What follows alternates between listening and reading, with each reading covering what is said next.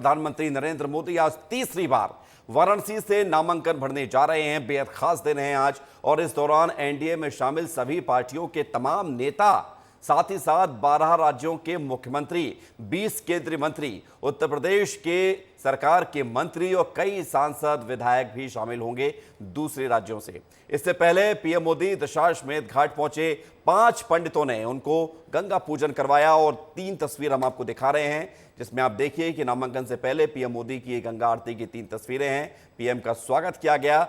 5 पंडितों ने पूजा अर्चन करवाया, पूजा अर्चना की, पीएम मोदी ने गंगा पूजन किया और तीसरी तस्वीर है गंगा आरती की, जब पीएम मोदी ने गंगा आरती भी की है।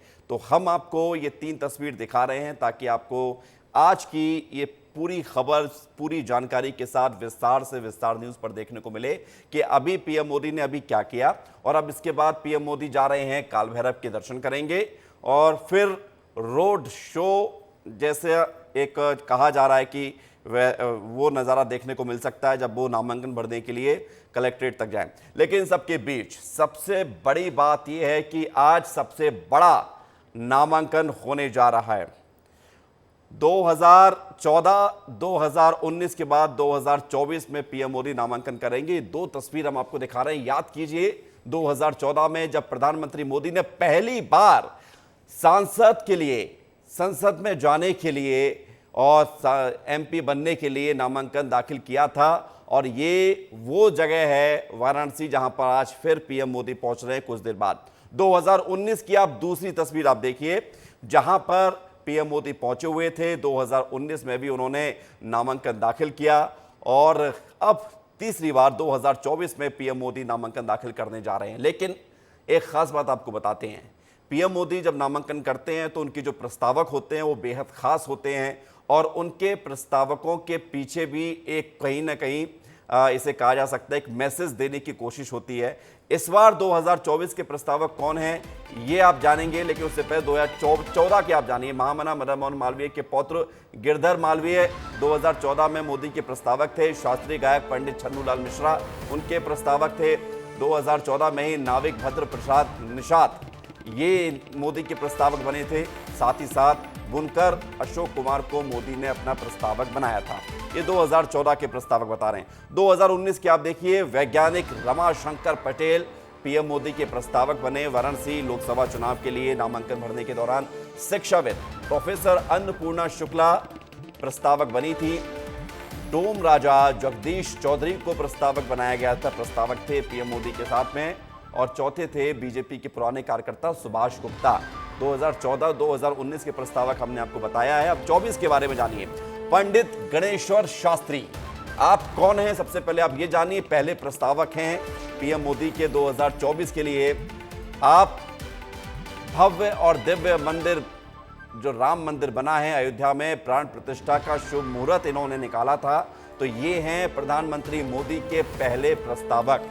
तो आप मैसेज देखिए कितना खास है। दूसरे प्रस्तावक कौन है ये भी हम आपको बताएंगे।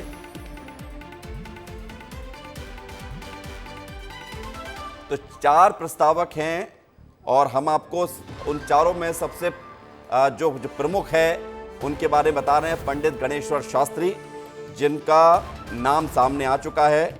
सबसे जो खास बात है वो ये है कि गणेश्वर शास्त्री के अलावा वैजनाथ पटेल, लालचंद कुशवाहा और संजय सोनकर भी मोदी के प्रस्तावक हैं।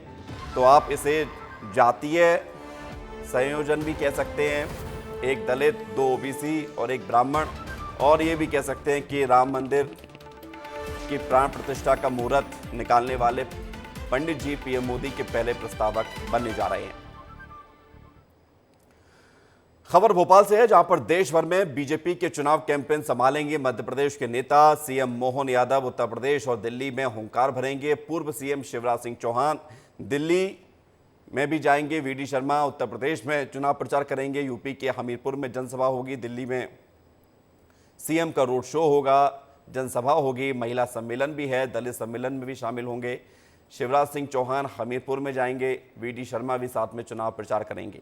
तो ये आपको बड़ी खबर बता रहे हैं, बड़ी तस्वीर इस लिहाज से क्योंकि अभी चुनाव खत्म नहीं हुआ है। मध्य प्रदेश में चुनाव खत्म हो चुका है, तो मध्य प्रदेश के तमाम दिग्गज नेताओं की जिम्मेदारी देश के दूसरे राज्यों में चुनाव प्रचार के लिए अब दी जा रही है। और सीएम डॉक्टर मोहन यादव लगातार उत्तर प्रदेश का दौरा भी कर रहे हैं, चुनावी प्रचार में लगातार जुटे हुए हैं। अब आपको ये बताते हैं कि इससे पहले सीएम मोहन कितनी बार उत्तर प्रदेश का दौरा कर चुके हैं या कब कब वो यूपी गए हैं। तो आजमगढ़ गए थे 13 फरवरी को, उत्तर प्रदेश में उन्होंने सभा की, चुनाव प्रचार किया। उसके बाद लखनऊ गए, राजधानी लखनऊ में उत्तर प्रदेश में 3 मार्च को मुख्यमंत्री डॉक्टर मोहन यादव ने चुनावी सभा की। मैनपुरी गए 15 अप्रैल को उत्तर प्रदेश में। तो जहां जहां ज़रूरत सीएम मोहन वहां पर। अमेठी गए 29 अप्रैल को और स्मृति ईरानी के नामांकन में शामिल भी हुए। 3 मई को बदायूं और संभल गए थे और एक बार फिर से वो यूपी जा रहे हैं। यानी कि मध्य प्रदेश के मुख्यमंत्री डॉक्टर मोहन यादव की डिमांड उत्तर प्रदेश में लगातार बढ़ती जा रही है। मध्य प्रदेश में चौथे चरण का मतदान खत्म हो चुका है और इसी के साथ ही मध्य प्रदेश की सभी 29 की 29 सीटों पर वोट संपन्न हो चुके हैं, यानी कि वोटिंग खत्म हो चुकी है, चुनाव खत्म हो चुका है। अब सीएम डॉक्टर मोहन यादव ने मतदाताओं का आभार जताया है। उन्होंने सभी कलेक्टर्स और निर्वाचन से जुड़े हुए तमाम पदाधिकारियों, अधिकारियों, कर्मचारियों को बधाई दी है। लोकसभा चुनाव की चौथे चरण की आज की वोटिंग मध्य प्रदेश में 8 लोकसभा में जो हुई है, मेरी जो जानकारी में लाएगा कि हमारा लगभग 71% से ऊपर का एवरेज 8 लोकसभा का आया है। निर्वाचन से जुड़े सभी पक्षों को मैं बधाई देना चाहूँगा। शांतिपूर्वक निर्वाचन हुआ है, खासकर जिला प्रशासन ने अपनी तैयारी की थी।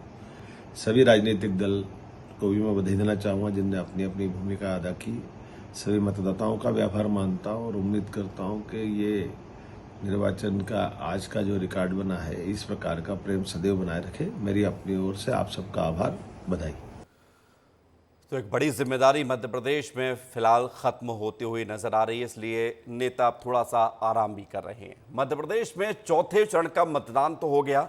निर्वाचन आयोग ने अब अंतिम फाइनल आंकड़े भी जारी किए हैं कि चौथे चरण में कितने प्रतिशत वोट यहां पर देखने को मिले हैं। तो ये आंकड़े आप देखिए, धार में 2019-2024 के बीच में जो वोटिंग का अंतर है वो लगभग 3.75% का है। इंदौर में भी मतदान का प्रतिशत घटा है और बहुत ज़्यादा घटा है, लगभग 9%। और माना ही जा रहा था कि कांग्रेस के उम्मीदवार ना होने से थोड़ा सा रुझान कम देखने को मिला। खंडवा में 2019 और 24 के बीच में लगभग 6% का अंतर देखने को मिला है। तो ये खंडवा की स्थिति आपको दिखा रहे हैं। खरगोन की अगर बात की जाए, यहाँ पर वोट पिछली बार बहुत ज़्यादा हुआ था, लगभग 78%, लेकिन इस बार 75-76% ही वोटिंग हुई है। तो 2% का यहाँ पर ग्राफ नीचे गया है वोटिंग का। और अगर बात की जाए मंदसौर की, तो 2019 और 24 इन दोनों जो साल थे लोकसभा चुनाव में, यहाँ पर 3% की वोटिंग कम हुई है 19 से 24 के बीच में। तो 19 और 24 में जो अंतर है वो रतलाम में भी देखने को मिला है। 2.8% की वोटिंग कम हुई है यहाँ पर। 75% 19 में थी, 24 में माफ़ कीजिएगा, उससे कम हुई है। और उज्जैन में आप देखिए कि 75% से घटकर 73% ही मतदान 2024 में हो पाया है 2019 की तुलना में। तो ये अंतर जो साफ तौर पर दिख रहा है, ये अंतर बताता है कि लोग थोड़ा सा कम इंटरेस्ट के साथ बाहर निकले, जैसे कि उम्मीद की जा रही थी कि बड़ी संख्या में लोग निकलेंगे, लेकिन पुराना रिकॉर्ड नहीं टूट पाया। और एक एवरेज अगर निकाला जाए तो इन सभी 8 की 8 लोकसभा सीटों में जो मतदान का प्रतिशत है वो लगभग 4% तक गिर गया है। और ये आंकड़े ठीक नहीं हैं, संतोषजनक नहीं हैं। रायपुर से खबर है, जहां पर 140 करोड़ का कस्टम मिलिंग घोटाला मामला है और इस मामले में मार्कफेड के पूर्व एमडी मनोज सोनी को ईडी आज कोर्ट में पेश करने जा रही है। कोर्ट ने आरोपी को 5 दिन की रिमांड पर सौंपा था। रिमांड अवधि समाप्त हो गई है और पीएमएलए कोर्ट में आज पेश किया जाएगा। रिमांड खत्म होने के बाद आज पीएमएलए कोर्ट में पेश किया जाएगा और अब देखना ये होगा कि आगे कोर्ट क्या कुछ फैसला लेती है। मनोज सोनी को ईडी ने गिरफ्तार किया था। मार्कफेड के पूर्व एमडी हैं मनोज सोनी, जिनकी रिमांड खत्म हो रही है और अब ये दोबारा से कोर्ट में पेश किए जाएंगे। कस्टम मिलिंग घोटाला मामला, जिसमें लगभग 140 करोड़ का ये पूरा घोटाला सामने आया था और अब जो है आरोपी को फिर से कोर्ट में पेश किया जाएगा। रोहित हमारे साथ जुड़ रहे हैं ज़रा जानकारी के साथ। रोहित, ज़रा बताइए कि आज फिर से पेश किया जाएगा, क्या दोबारा से रिमांड मांगी जाएगी ईडी की तरफ से?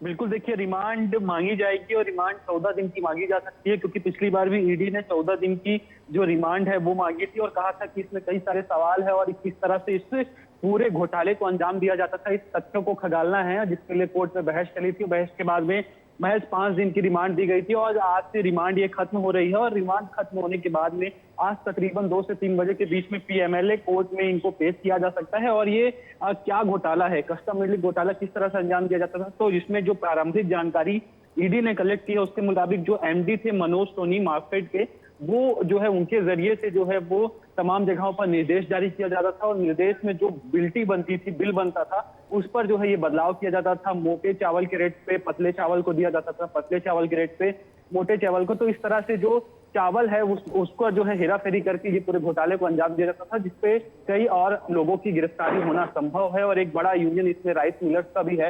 राइस मिलर्स के भी कई जो कर्मचारी है, अध्यक्ष है, वो भी इसकी जद में आ सकते हैं। तो इसकी शुरुआत हो चुकी है और लगातार इस पर जो है ईडी खगाल रही है दस्तावेज। जी, खबर है जबलपुर से, जहां पर कबाड़ खाने में विस्फोट का पूरा जो मामला सामने आया था।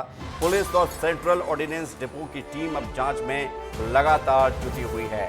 सबसे बड़ी बात यह है कि कबाड़ खाने से मिले 1000 से ज्यादा बमों को जो खोल बरामद हुए थे, जांच की जा रही है। बमों के खोल को बरेला स्थित फायरिंग रेंज में निष्क्रिय किया जाएगा।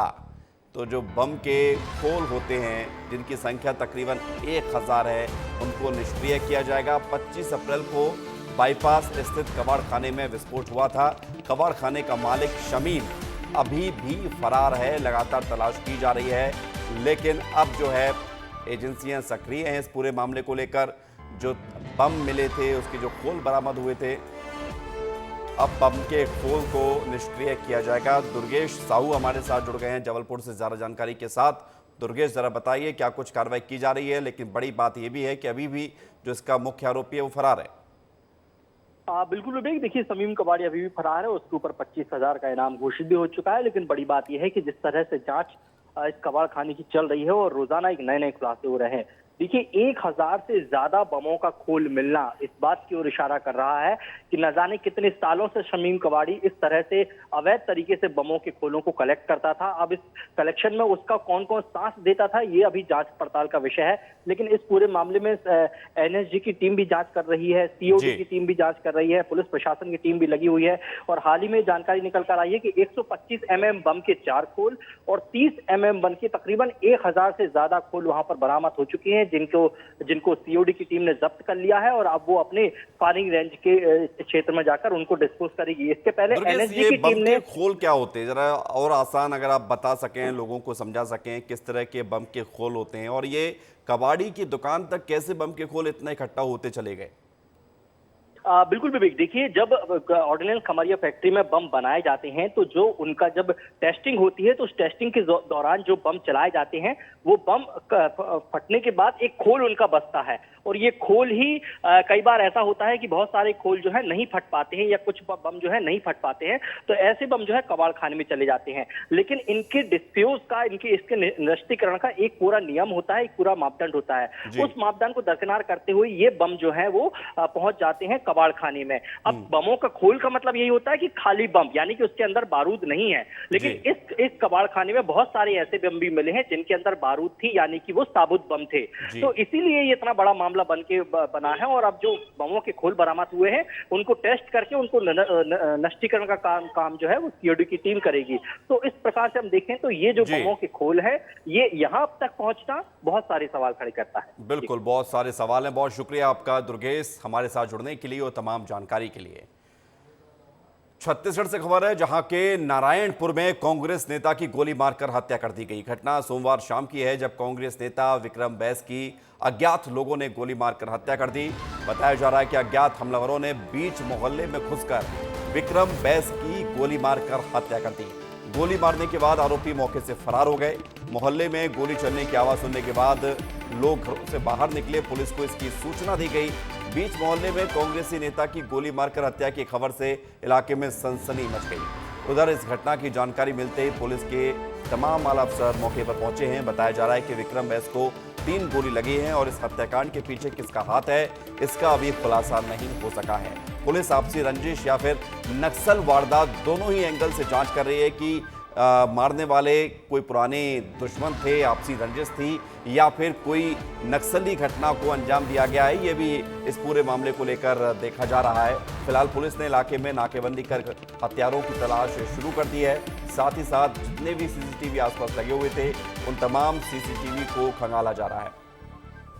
संजय ठाकुर हमारे साथ जुड़ गए हैं, सीधे विस्तार न्यूज संवाददाता से हम बातचीत करते हैं, जरा जानकारी लेते हैं। संजय, बताइए कि आखिर क्या वजह सामने आ पाई है अब तक इस पूरे मामले के सामने आने के बाद? विवेक, बस्तर में पिछले काफी दिनों से लगातार नेता जो है वो नक्सलियों के निशाने पे है। तो ऐसे में पहली जो नक्सली वारदात हो इसे जोड़कर देखा जा रहा है पुलिस के द्वारा, लेकिन इस एंगल पे भी जांच की जा रही है कि कहीं आपसी रंजिश का मामला हो, क्योंकि ये बिल्कुल शहर के बीचों बीच इस वारदात को अंजाम दिया गया है। ये नारायणपुर का बखरूपारा इलाका है, जहां विक्रम बैस रात को टहलने निकले थे, जिस दौरान बाइक सवार 3 युवक आते हैं, उन्हें गोली मारते हैं और वहां से फरार हो जाते हैं।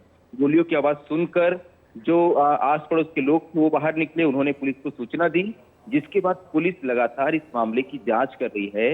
हालांकि अब तक पुलिस को कोई सुराग हाथ नहीं लगा है। पुलिस सीसीटीवी की फुटेज खंगाल रही है, जिसके आधार पर पुलिस से जानने की कोशिश कर रही है कि घटना आखिर कैसे हुई और कौन लोग इसमें शामिल थे। जी, तो क्या सामने आया है संजय कि कितने लोग इस पूरे वारदात को अंजाम देकर गए हैं? साथ ही साथ जो बातें दो निकलकर सामने आ रही है कि या तो नक्सलियों ने मारा या किसी पुराने दुश्मन ने मरवाया है, तो क्या ये सामने आ पाया है कि क्या इसके पीछे सही वजह है?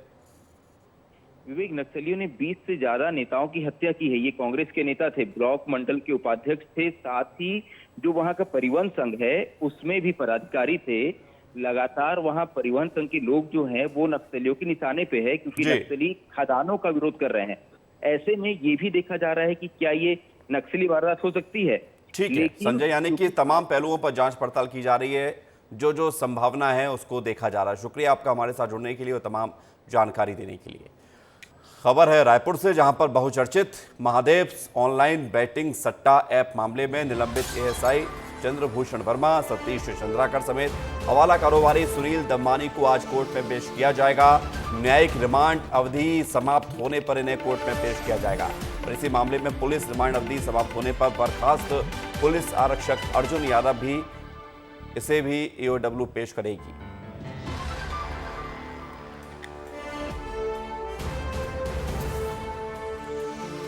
और गर्मी लगातार बढ़ रही है। बढ़ती हुई गर्मी के बीच जल संकट की तस्वीरें भी और खबरें भी सामने आना शुरू हो चुकी हैं। ग्रामीण अंचलों में खासतौर से जल संकट इन दिनों एक बड़ा खतरा बना हुआ है। लोग बूंद बूंद पानी को मोहताज हो रहे हैं। जल संकट को लेकर प्रशासन और सरकार सख्त है, लेकिन सख्ती कागजों तक ही सिमटी हुई है।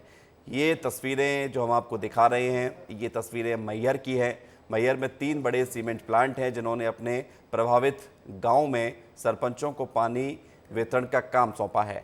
उसके बाद भी लोगों को जल समस्या से निजात नहीं मिल पा रही है, यानी कि जो काम सरपंच को सौंपा गया है वो काम पूरा नहीं हो रहा है। नतीजा आप देखिए कि लोग बूंद बूंद पानी के लिए परेशान हैं।